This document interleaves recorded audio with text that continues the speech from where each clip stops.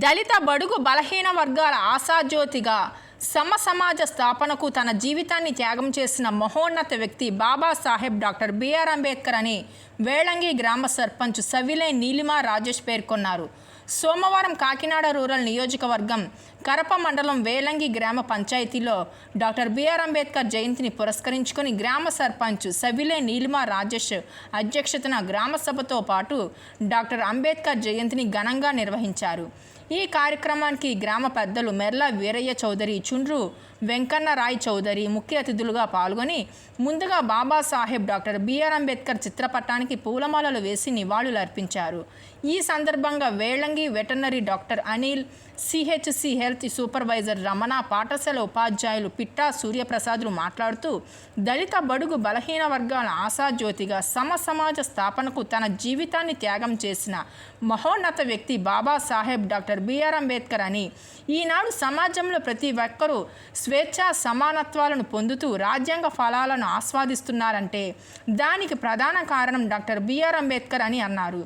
ఈ కార్యక్రమంలో పెద్ద కొత్తూరు గ్రామ sarpanch Chinta Nagalakshmi Bujji, Vijaya Rayudupalem sarpanch Seetharaghava, Velangi PHC medical officer Nayak, panchayat secretary Pinisetti Bhaddarrao, high school ప్రధానోపాధ్యాయురాలు కాశీ భారతి, గ్రామ ఉప సర్పంచ్ కుంచే అయ్యన్న, వేళంగి లైబ్రేరియన్ పాట్నీడి రంగయ్య, వేళంగి ఎంపీటీసీ సభ్యులు మూషిని సూరిబాబు, కొప్పిశెట్టి మంగాయమ్మ గోవింద్, టీడీపీ నాయకులు మేడిశెట్టి పట్టాభి, జనసేన గ్రామ కమిటీ అధ్యక్షులు పైడికొండల దుర్గాప్రసాద్ మరియు సచివాలయ సిబ్బంది, గ్రామస్తులు, వివోఏలు, ఏఎన్ఎంలు, ఆశా వర్కర్లు తదితరులు పాల్గొన్నారు.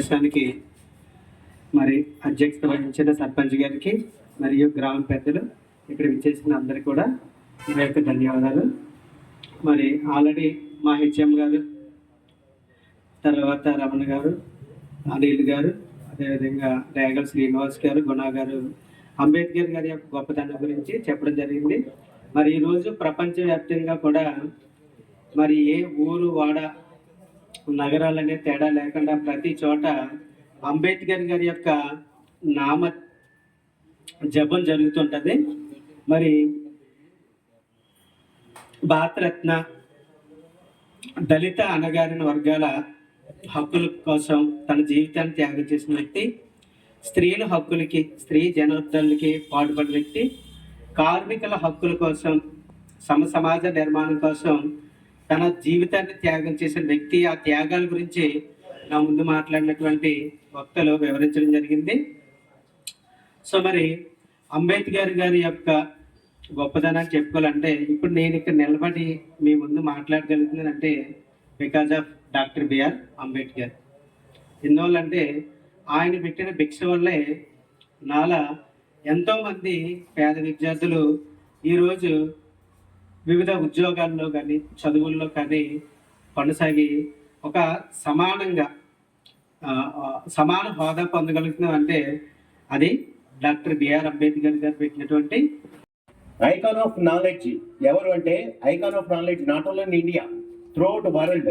ఐకాన్ ఆఫ్ నాలెడ్జ్, నాలెడ్జ్కి సింబల్ ఎవరు అంటే doctor B R Ambedkar garu, icon of knowledge.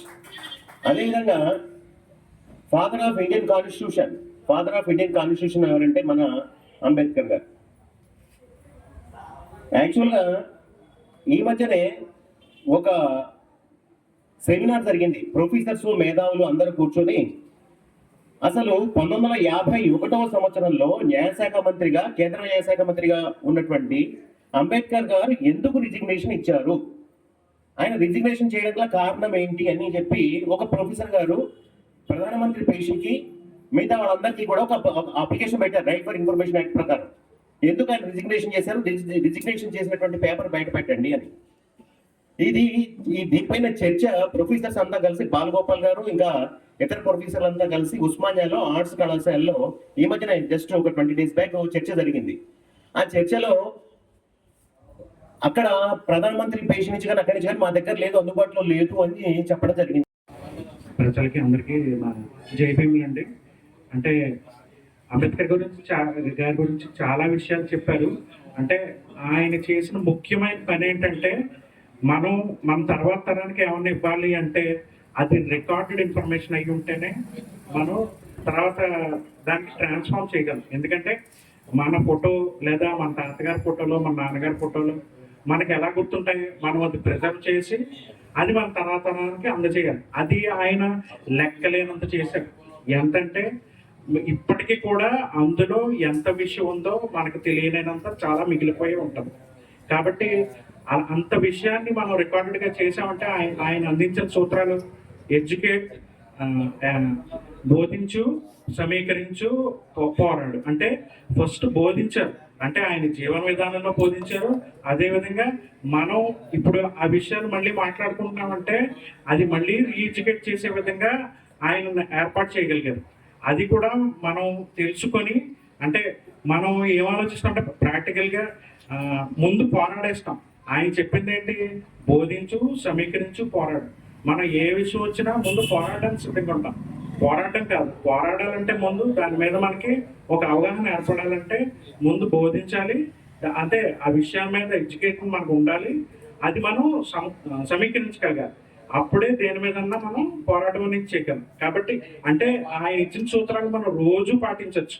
అంటే మన లైఫ్లో ఏదైనా ఫేస్ చేస్తుంటే దాని మీద మనకు అవగాహన తీసుకొని, అంటే ఈ బోధించు, సమీకరించు అనేది మనిషికి సహనాన్ని నేర్పుతాయి. మెయిన్ ఆ సహనాన్ని నేర్చుకుంటేనే వేరే దాని మీద ఎంత పోరాడాలి అనే క్లారిటీ అనేది ఉంటుంది.